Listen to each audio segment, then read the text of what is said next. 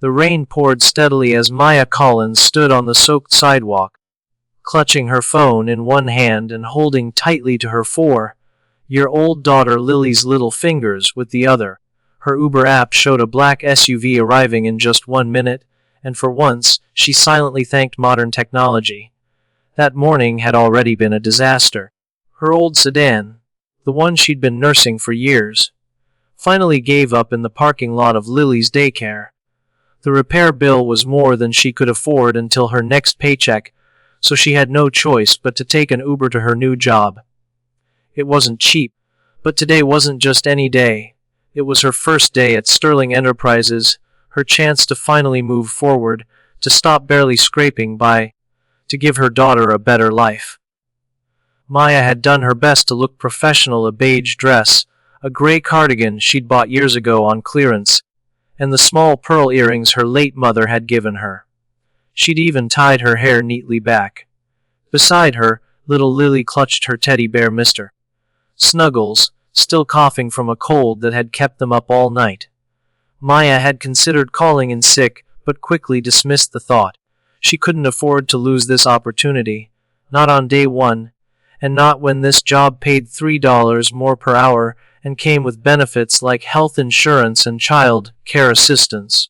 A sleek black SUV pulled up to the curb. Maya checked the license plate. It matched the one on her app. With relief, she opened the back door, helped Lily inside, and slid in herself. "Thank you so much for picking us up," she said breathlessly. "Sorry about the child seat.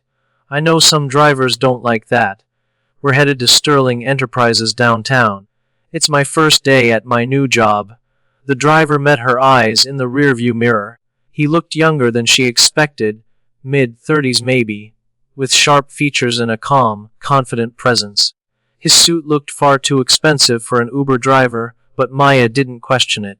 People did side gigs all the time.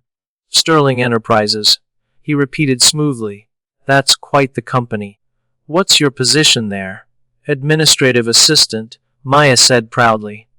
"Probably not a big deal to most people, but for me, it's everything. The pay, the benefits, even the daycare help. It's life-changing." The man smiled faintly. "I'm sure you'll do wonderfully." When Lily began coughing again, Maya handed her a small bottle of water and rubbed her back. "Sorry," she murmured.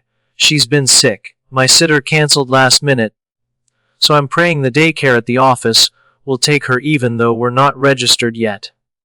"You sound like a very dedicated mother," the man said kindly. "Dedicated, maybe," she replied with a tired smile. "But mostly desperate. Dedicated sounds noble. Desperate just means doing whatever it takes because you don't have another choice." He chuckled softly. "I think those two things are often the same." The car filled with a comfortable silence. Maya stared out the window at the city waking up and tried to steady her nerves. She'd memorized every detail of the employee handbook, researched the company, and rehearsed what she'd say if she met her new boss. She just had to make this work. "Can I ask you something?" the driver said suddenly. "Sure." "Why Sterling Enterprises? There are plenty of companies with similar pay," Maya sighed.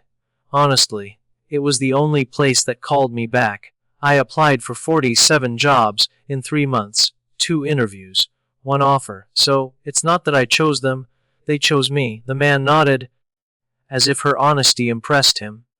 When they finally pulled up to the towering glass building, Maya's stomach fluttered. She opened her phone to rate the ride and leave a small tip, only $2, all she could afford. But when she looked closer, something strange appeared on the app. No driver name, no profile, just a blank listing. "This is weird," she said, frowning. "The app isn't showing a driver." The man turned to face her fully for the first time. Up close, his expression was calm, almost amused. "That's because," he said gently, "this isn't an Uber, this is my car." Maya froze. "What?" "No, I matched the plate. Your Uber canceled 2 minutes after you booked it," he explained. "I saw you standing in the rain with your daughter. I was heading to this building anyway, so I stopped." Her cheeks flushed crimson. "Oh my God. I've been talking your ear off about my job, my life. I thought you were the driver. Few seemed like you needed someone to talk to," he said softly. "Van, I was curious to hear who you were." Maya blinked, confused. "Are you?" He smiled and held out his hand. "Nathan Sterling, CEO of Sterling Enterprises." Her heart nearly stopped. The man she had mistaken for her Uber driver, the one she had just confessed all her struggles to, was her new boss. "I'm going to be fired before I even start," she whispered. Nathan shook his head. "Why would I fire you?" "Because you were honest with me. Because you told me the truth." He helped her and Lily out of the car and guided them through a private entrance, past security, and into a sleek elevator. "The company daycare's on the 3rd floor," he said. "They'll check Lily's cough and get her settled. It's all included in your benefits. Mr. Sterling, you don't have to." "I want to," he interrupted. "If you're going to be my new executive assistant, I need you focused, not worried." "Executive assistant?" Maya echoed, stunned. "HR made a typo in your offer letter," he said with a smile. "You'll be working directly with me, inside his top-floor office." Nathan showed her the adjoining workspace that would be hers. "You'll manage my schedule, handle confidential matters, and keep everything running smoothly," he explained. "After hearing you talk this morning, I'm confident you're the right person." "But I mistook you for a driver," Maya protested. "And you spoke honestly." "That's rare," he said. "You showed me grit, humility, and heart. Things no resume can capture." From that day forward, Maya thrived. She organized, innovated, and became the heart of Nathan's executive team. He, in turn, became her mentor and friend. They often stayed late, sharing stories, his about the loneliness of leadership, hers about surviving heartbreak and loss. One night, she admitted, "Before I had Lily, I wanted to be a teacher. But life had other plans, maybe not forever," Nathan said thoughtfully. A week later, he handed her a form. "Sterling Enterprises covers full tuition for employees. You should finish your degree," Maya protested, but Nathan simply smiled. "I'm not giving you charity, Maya. I'm giving you opportunity." She took it, and over time, her life transformed. Lily flourished in daycare. Maya earned her degree, and Nathan continued to believe in her, until one day, he confessed the truth. "That morning in the rain," he said, "it wasn't entirely coincidence.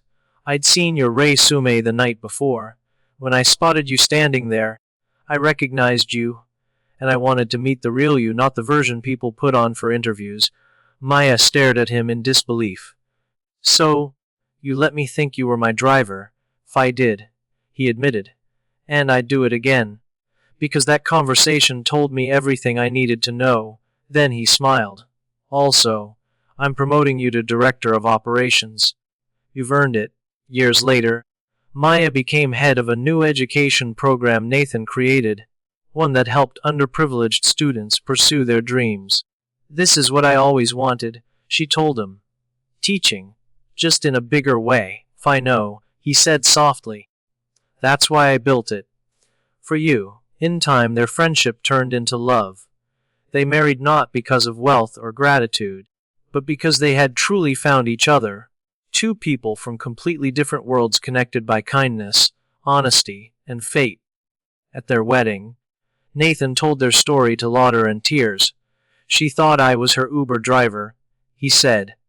"But instead of correcting her, I listened. And in listening, I found my partner, my best friend, and the love of my life." And Maya added, "I thought I was getting into a stranger's car. Instead, I was stepping into the future I'd been waiting for. Home, family, and purpose." Sometimes the wrong ride takes you exactly where you're meant to go. Years later, when Lily graduated from college, she gave a speech that left everyone misty-eyed. "My mom taught me that being vulnerable isn't weakness," she said. "That asking for help isn't failure. That even our biggest mistakes can lead us to our greatest blessings." She got in the wrong car and found the right life, because sometimes the wrong ride leads you to the right person. And that, as Maya Collins discovered, was the perfect beginning.